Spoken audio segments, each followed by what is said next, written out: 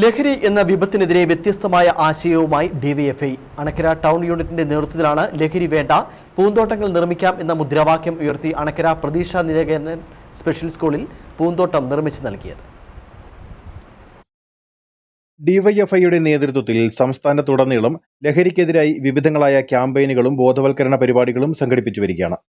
ഇതിന്റെ ഭാഗമായാണ് അണക്കര 8-ാം മൈൽ യൂണിറ്റിന്റെ നേതൃത്വത്തിൽ ലഹരി വേണ്ട, പൂന്തോട്ടങ്ങൾ നിർമ്മിക്കാം എന്ന സന്ദേശവുമായി രംഗത്തെത്തിയത്. അണക്കര പ്രതീക്ഷ നികേതൻ സ്പെഷ്യൽ സ്കൂളിൽ പൂന്തോട്ടം നിർമ്മിച്ചുകൊണ്ടാണ് ലഹരിക്കെതിരായി വ്യത്യസ്തമായ ആശയം മുന്നോട്ട് വെച്ചത്. ഡിവൈഎഫ്ഐ ജില്ലാ president S Sudheesh, school principal sister Rani Maria എന്നിവർ ചെടി നട്ടുകൊണ്ട് പദ്ധതി ഉദ്ഘാടനം ചെയ്തു.